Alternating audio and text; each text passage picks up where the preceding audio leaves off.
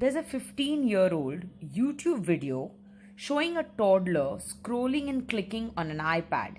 She tries those moves on magazines and gives up, perhaps concluding that a magazine is a broken iPad, which sums up our relationship with print these days. In US, a 2024 study shows daily screen time has risen to 7.5 hours, while time with books and papers has reduced to a mere 25 minutes. Static print doesn't stimulate us like the internet. It's boring and so primitive. Anything but. If you ask Joel, professor at University College Stockholm, whose book Reading Matters is a delightful history of reading and books and a warning about the dangers of giving them up. Chapter after chapter,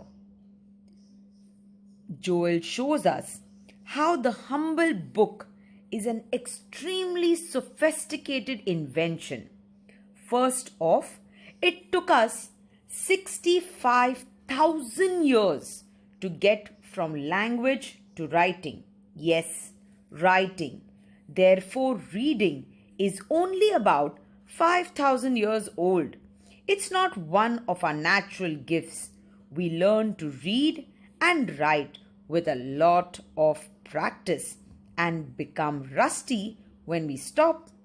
Couple of thousand years ago, writing and reading were both extremely rare. Writing because things like parchment and papyrus were super expensive.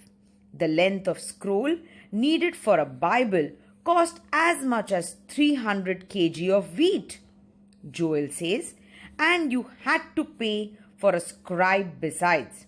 But then you needed a specialist reader too, because all text was written without space and punctuation.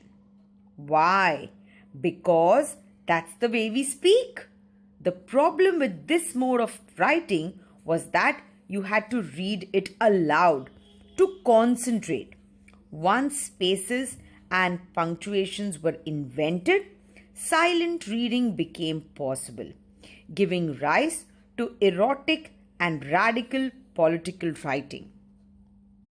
Early Christians had experimented with the codice of a kind of book made by cutting scrolls into pages so that both sides could be written on.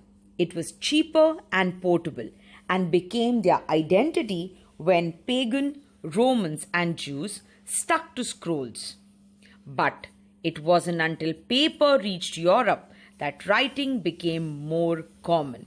As serious books spread, universities came up, and with them came the scholars. While monks read books cover to cover, slowly, with devotion, these scholars skimmed books for information to forge arguments. So they invented chapters, tables of contents, and indexes. Next, the printing press standardized size, script, and layout, and also page numbers. It also standardized vernacular languages. For examples, farmers across Britain heard scripture read in the same dialect after the first English Bible was approved in 1539. So, the book was invented by degrees over thousands of years. And when the press democratized it, it started changing society. Martin Luther's printed pamphlets brought about the Reformation, ideas of freedom, abolition of slavery, etc.